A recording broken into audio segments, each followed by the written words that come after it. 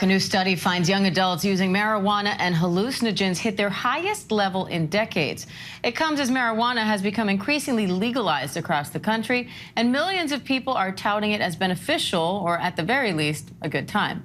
ABC's Trevor Ault has more on the new numbers and the popular infused beverages trend that's also sparking some concern.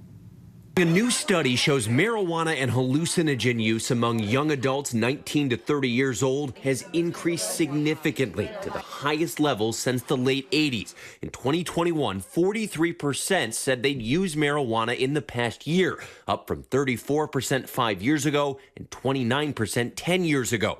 Now more than 1 in 10 say they use marijuana every day. Recreational marijuana use is now legal for adults in 19 states and the District of Columbia. It's already a gigantic industry. $24 billion in legal sales last year, and that's expected to nearly double by 2026. Many advocates claim marijuana is as safe, if not safer, than alcohol, which is believed to contribute to tens of thousands of deaths every year. And researchers say they have seen some negative effects. It is particularly concerning for teenagers and young adults who have developing brains that are particularly susceptible to the negative effects. Pretty much everybody who ends up having a problem with substance use started as a teenager and continued use as a young adult. One trend growing increasingly popular, drinks made with THC, the active ingredient in marijuana. Take the brand Pabst Labs, a company selling infused beverages, marketing them as a great opportunity to experience a completely different kind of buzz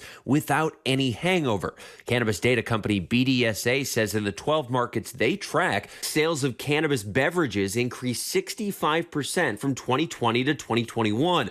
Though some doctors urge caution, saying you may not know exactly what's in the drink or how it might affect you, and that the beverages are both understudied and underregulated. And Diane, regarding teenagers using marijuana, the Cannabis Industry Organization says the best way to keep marijuana away from teens is to implement laws that allow the cannabis industry to replace the illegal markets, which do not adhere to age restrictions, to state-mandated testing, or to labeling guidelines. Diane? All right, Trevor Ault, thanks for that. And for more on this, let's bring in medical toxicologist Dr. Stephanie Widmer and clinical psychologist Jeff Gardere. Thank you both for being here. Dr. Widmer, recreational marijuana is now legal in 19 states. What do you think about that number, and do you think that's playing a role in these statistics we're seeing among young adults?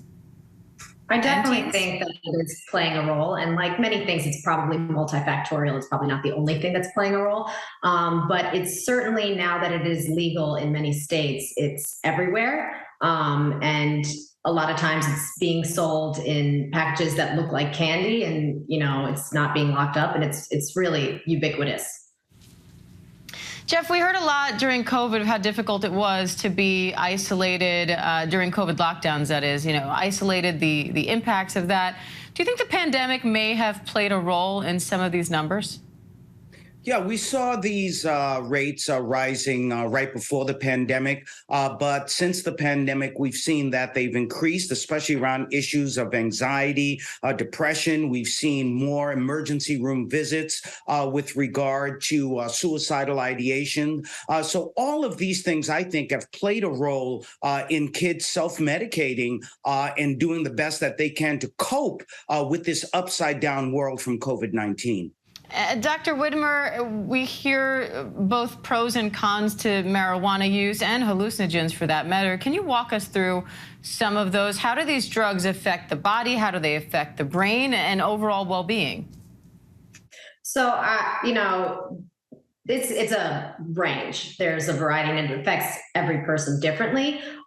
They're both considered psychoactive substances, which really means that it can do anything from elevating your mood, causing euphoria, to downright impairment, really. And hallucinogens are just that. They make you hallucinate, causes altered sensorium, and, experiencing external stimuli that's not really there. It really alters judgment. Now, Jeff, alcohol remains the most used substance among adults in this study. Both binge drinking and high-intensity drinking went up in 2021. Now there are also drinks infused with THC. Both weed and alcohol are depressants. So what happens when you mix these two things together? Well, what we see is exactly what Dr. Widmer is saying, that there are very varying effects. And it depends, by the way, on the emotional state of the individual that's drinking it. If it's a youngster who is already depressed, well, it might depress them even more. Someone who may have issues with regard to some mania or so on, it might even increase that, or it can have the opposite effect. And that's why we really need to be careful with these infused drinks, because you don't know what will be the outcome with regard to behavior all the time. All right, Dr. Stephanie Widmer, Jeff Gardere, we appreciate it. Thank you. Thank you. Hi, everyone. George Stephanopoulos here. Thanks for checking out the ABC News YouTube channel. If you'd like to get more videos, show highlights, and watch live event coverage, click on the right over here to subscribe to our channel. And don't forget to download the ABC News app for breaking news alerts. Thanks for watching.